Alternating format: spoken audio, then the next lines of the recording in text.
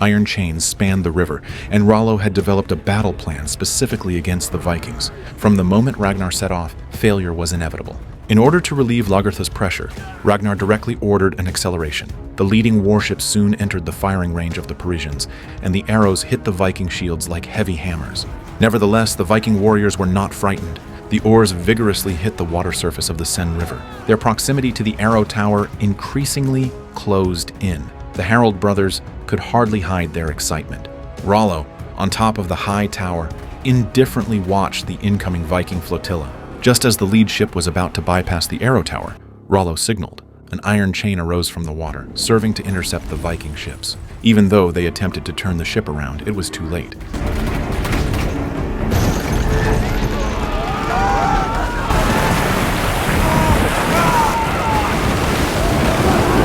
The warship with the Harald brothers toppled over. Vikings who fell into the Seine were targeted by the showering arrows. Their screams were incessant. Furthermore, Rollo was prepared with a catapult. Shockingly, the catapult was not loaded with boulders, but with a large amount of fuel.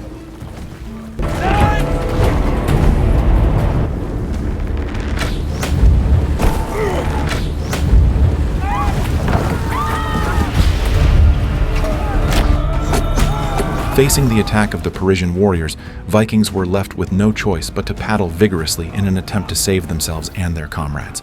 At that moment, Ragnar spotted Floki in the water. Their eyes met briefly, their gaze filled with complex emotions. Floki silently sank under the water. The Franks continued to ruthlessly harvest the lives of the Vikings. Suddenly, a hand grabbed Floki, and Ragnar saved him. With Bjorn's help, Floki was saved.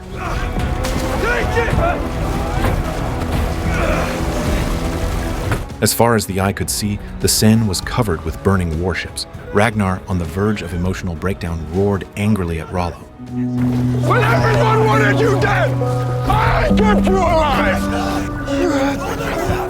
You had me, Wessex. And this is how you repay my love! However, the disastrous outcome couldn't be reversed, and he had to retreat with his troop. What Ragnar hadn't expected was that their camp had long been covered in corpses, reduced to ruins. Just as they set out to attack, their camp was also ransacked by the Franks. When Floki found his wife, Helga was at death's door. As Ragnar was on the brink of collapse, Ubi and Hvitserk ran out from the woods. Protected by Yidu, his two sons were safe and sound, a fortunate event amid the calamity. However, the Vikings had suffered an unprecedented setback, which had deeply affected their morale. After resting for a few days, they prepared to return home with their tattered battle flag. They floated listlessly on the Seine River. At that moment, Ragnar, who was observing the adjacent cliffs, seemed to have an idea. He instructed Bjorn to issue a command for everyone to settle and set up camp right there. But everyone looked puzzled, wondering why Ragnar wanted to stay here. Meanwhile, Therese asked Count Odo if he was ready. Upon his confirmation, she began to whip vigorously. However, Count Odo complained that her strength wasn't enough. At this time, Count Odo did not know that the person behind him had been replaced by Roland. It was only when Roland stood in front of him that he realized the gravity of the situation.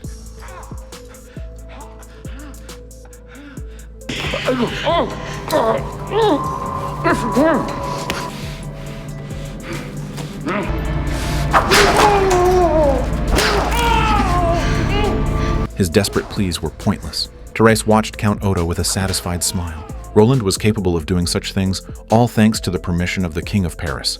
As soon as Count Odo died, the king announced to everyone Odo's crime of conspiracy, and Rollo took his place. After everyone left, the king halted Therese. The King of Paris was still very cautious. He asked Rollo what the Vikings would do after they were defeated. Rollo assured the king that Ragnar would not leave empty-handed. Rollo stated that Ragnar might raid other countries along the Seine River. However, unknown to them, Ragnar's plan was even more unexpected. Ragnar shared his intention to carry their ship up the cliff, across the peak, bypassing towers, and then smoothly push it back into the water. He then asked Floki if he could do it, and Floki said yes. Everything he did was for Ragnar. Hence, everyone started the massive project, which increased the Harald brothers' admiration for Ragnar.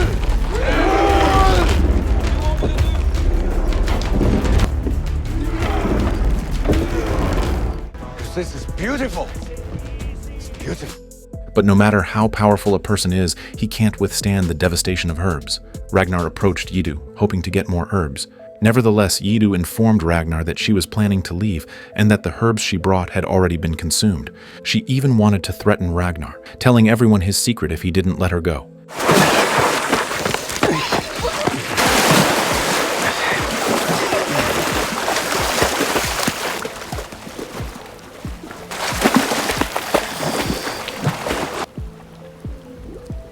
Meanwhile, in Kattegat, Harbard appeared again. With Ragnar absent, their lives became more unrestrained. However, Aslaug hadn't realized that it was all wishful thinking on her part. The women here seemed to be deeply attracted to Harbard. He's been with every woman here and even done crazier things. Sigurd saw all this, so he took his mother to find Harbard. Seeing everyone naked before her, Aslaug was emotionally shattered. She had thought that their feelings were genuine, but Harbard seemed to think otherwise. Harbard said he was only with women in need, but his love for Aslaug was deeper. He told Aslaug that he was just trying to exorcise their inner demons and fears. Everything he did was sacred. He bore their pain. Aslaug said that she ruined her original life for him, and what she wanted was his love and companionship. But Harbard told her that he would always be there for her, but not to think of monopolizing himself. Meanwhile, King Ecbert personally led an army to the kingdom of Mercia. Unexpectedly, the aristocrat who called himself W was once a prince of Mercia. He felt the current state of Mercia was a disaster, and the people were suffering. He believed Kwenthrith was too unstable to hold such power. He planned to lead his own army with King Ecbert to curb the Mercian rebellion and handed over the crown to King Ecbert. They successfully ended the Mercian rebellion together, and King Ecbert promptly returned to Wessex. At that moment, Kwenthrith thought she would soon continue as the Queen of Mercia. So she told King Ecbert she was pregnant with Aethelwulf's child and asked when she could return to Mercia. However, King Ecbert informed Kwenthrith that she was no longer the Queen of Mercia, as he was now the king. Kwenthrith stared at King Ecbert in disbelief, unable to accept this reality. So she naively thought that if she told Judith about her pregnancy, it could improve her situation. Unexpectedly, Judith was unfazed and directly extended her forgiveness. When Kwenthrith asked Judith to help her and her son escape, Judith agreed. However, the guards caught them just as they reached the doorway the next day. King Ecbert decided to place her under house arrest. Kwenthrith was desperate. Late at night, she took the opportunity to kill the guards, then took a knife and prepared to kill Ecbert. In the standoff, Judith stabbed Kwenthrith. Because Floki was there, the Vikings began to prepare for what they were going to do next. They cut down a large number of trees while transporting the ship. The Vikings bundled the logs together as fulcrums, lifting the enormous hull onto the cliff several dozen meters high using ropes. They also laid logs on the ground as a base, greasing them to ease the drag. At this time, a pair of Frankish farmers discovered them but did not report it. All they did was silently pray that the Vikings wouldn't discover their village. Soon, the Herald brothers arrived at the village with their men. They found the villagers hiding in the loft. The small village was left pillaged, and the villagers brutally slaughtered. Although they left one survivor, they cruelly blinded him. This was the most sumptuous meal they had eaten since the expedition. Just when everyone was enjoying their meal, another accident happened. It seems like the prophecy was right. Lagertha had a miscarriage. Despite knowing the outcome, Lagertha couldn't suppress her inner pain.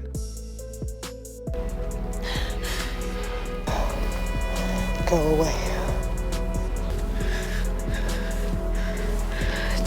Just go away. Leave me alone. The Vikings project continued, and through their relentless efforts, they finally reached the upstream of the Seine River. They could clearly see Paris. The excitement was palpable, as attacking Paris seemed imminent. During the night rest, just after Bjorn and Torvi had been intimate, danger silently approached. Erlendur was lurking outside, planning to assassinate Bjorn. Luckily, Torvi noticed in time and blocked Erlendur's view, but Bjorn knew nothing of this. On the second day, the Viking warships once again enjoyed the scenery of the Seine River, and they sped up. Meanwhile, Torvi confronted Erlendur, urging him to abandon his plan to assassinate Bjorn. As long as he agreed, she was willing to leave Bjorn and return to him. However, Erlendur believed killing Bjorn was the best punishment for Ragnar. He then forced Torvi to kill Bjorn, but Torvi was unwilling, so Erlendur threatened her with her son. Despite her reluctance, Torvi, with a heavy heart, had to pick up the crossbow and approach Bjorn. Erlendur has told me to kill you, to revenge the death of his father. What are you waiting for?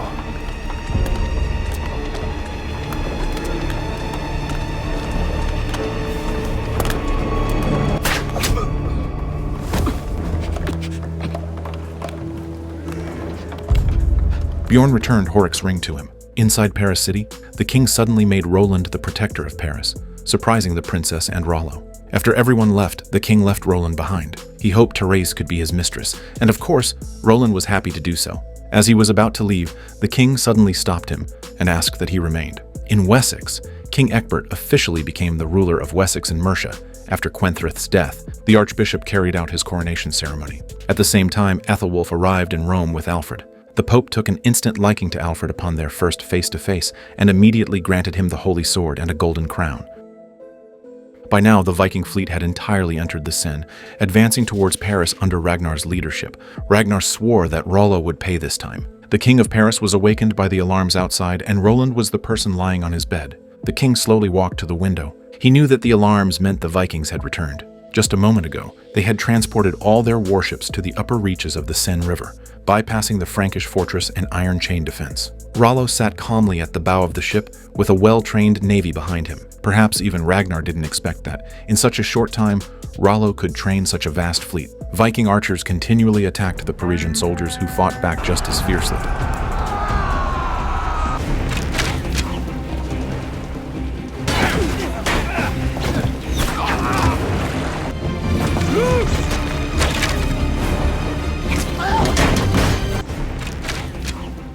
Simultaneously, they increased their speed to get closer to the Viking warships.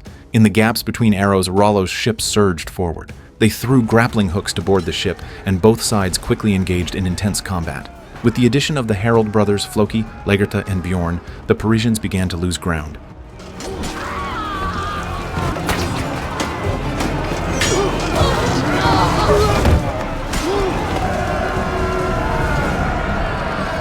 After a fierce battle, the Franks were defeated and they returned to their own camp. The Vikings' morale was greatly boosted. At this point, a soldier proposed to Rollo that they could retreat first, regroup, and then launch an attack. Rollo was outraged by the suggestion. His words boosted the morale of the Frankish soldiers, who charged at the Vikings full speed. Gather all of your strength and all of your sweetness into an iron ball, for we will attack again and again, until we reach and overcome their king, or we die in the attempt. We attack! Attack! Faster! Ragnar also noticed Rollo. He swallowed the last herb and prepared to fight him to the death. However, the charge of the Franks intensified, and both sides engaged in combat again.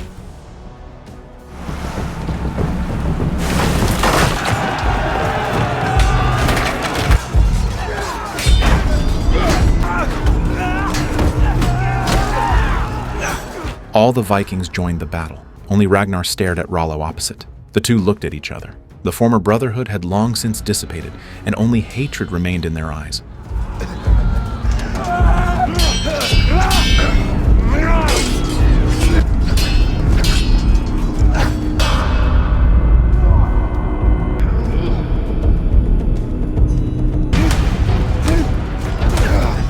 The Vikings also began to show signs of fatigue. Floki was stabbed by an enemy, and Halfdan was shot with an arrow. Only Lagertha and Bjorn maintained their powerful combat capabilities. Seeing Ragnar attacked by Rollo, Lagertha prepared to help, but was accidentally stabbed in the shoulder by a Parisian soldier and was having difficulty standing. Luckily, a shield maiden protected her. At the same time, Ragnar's situation didn't look promising either. During the fight with Rollo, he was caught by a grappling hook. After removing the iron hook, he noticed Lagertha lying on the ground. Ragnar quickly instructed Bjorn to carry her to the ship. He was preparing to continue fighting when he was forcibly pulled back onto the ship. Faced with the Parisians' attack, the Vikings were forced to abandon their campaign and withdrew from the fight. But Rollo did not rush to kill them all. He asked the soldiers to stop shooting and then enjoyed the cheers of victory on the deck. The Vikings experienced the most disgraceful defeat in their history. Then Rollo, who was seriously injured, returned to the city of Paris. At this moment, he seemed to be the savior of Paris. The defeated Viking warriors had no choice but to flee, while Ragnar chose to disappear. During the period of his disappearance, Bjorn and Aslaug jointly managed Kattegat. One day, a man came to Kattegat bearing important news. He told Bjorn that his lord had raided Wessex the previous year. They heard that Kwenthrith had given birth to a son for Ragnar, and this child now lived in King Ecbert's capital. Furthermore, the tribesmen who Ragnar had left to farm in Wessex had been slaughtered. As a warning, they left a survivor to deliver a message to Ragnar. Bjorn claimed he'd never heard his father mention this. Ragnar had been gone for years, and no one knew where he was. Aslaug had a look of gloating on his misfortune. Bjorn felt that such important news should be known to several brothers, so he went to the back hills to find them. Years had passed, and Ragnar's sons had all grown up. However, not only their ages changed over time, but also their hearts. After learning that their father had concealed the massacre of the farm, they each had different thoughts.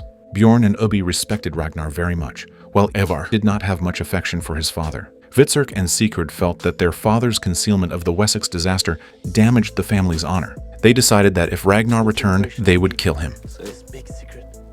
At that moment, a familiar figure was observing Kattegat. The once small fishing village had turned into a sizable port city. The tribespeople on the street gave him strange looks. In addition, Ubbi, Hvitserk, and Sigurd came over with weapons. Seeing all this, Ragnar asked them who wanted to be king. If someone wanted to be king, they should kill him.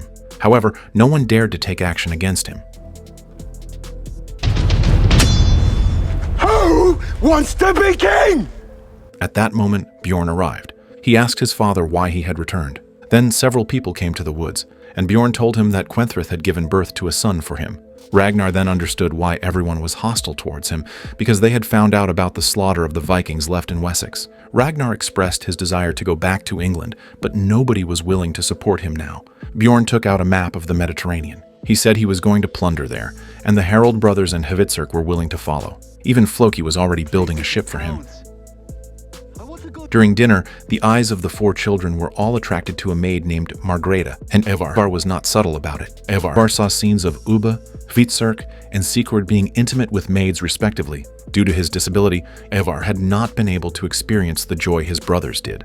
Therefore, his three brothers created an opportunity for him, but Evar couldn't do it at all. He was so angry that he wanted to kill her. Fortunately, Margreta escaped by using the excuses of the gods. At that moment, Ragnar approached Floki. With no support from his sons, his old friend was the first person he turned to. However, before Ragnar's return, Floki had already promised Bjorn. Feeling helpless, Ragnar could only ask Floki to take good care of his family, and of course, Helga. However, when it was time to part ways, he couldn't help telling Floki, "I love you," hoping that they could meet in Valhalla after death. I love you too, Ragnar Lothbrok! Later, Ragnar visited Lagertha's territory, where he met a woman named Astrid. Ragnar also directly stated his intention to come, hoping that Lagertha could go to Wessex with him. Lagertha was very happy to see Ragnar, who had been missing for a long time, but she still rejected Ragnar. The reason is that Ragnar concealed from her the fact that her tribe was massacred in Wessex. The next day, Ragnar left the place. As he walked under a tree, he was overwhelmed by a flood of thoughts and decided to end his life there, but he didn't succeed, which seems to indicate something.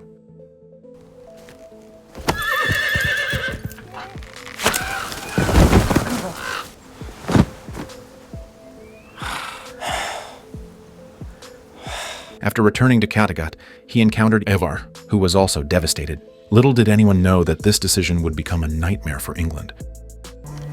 Not unless you ask me like you asked my brothers. Of course I'll come. In order to muster manpower, Ragnar took Evar to dig up the treasure that had been buried years ago. However, the only people who came to him were old men unable to fight anymore. Because everyone with fighting ability joined Bjorn's team, the Harald brothers also came to Kattegat. The latest warship that Floki built for Bjorn was also ready for a long voyage. Because this was Bjorn's first time leading a team, Lagertha also came to Kattegat. All the warriors who had joined them on their expedition to the Seine River came together, except for Ragnar. At the banquet, Lagertha invited Aslaug to co-host the pre-war ritual, but was rejected by Aslaug. I never forget it. After the ritual, Lagertha approached Aslaug again. She tells Aslaug that she will never forgive the person who took her husband, who took away her world. Two groups set out on long voyages, presenting completely different scenes. Not only that, even the sea attacked them, and a huge storm ravaged their ship. To prevent Evar from being swept away by the waves, Ragnar tied him to the mast. However, a massive wave engulfed their ship, and all the people on the ship got swept into the sea. Ragnar, using all his strength, untied the rope around Ivar and pushed him up to the surface of the sea. What awaits their destiny next?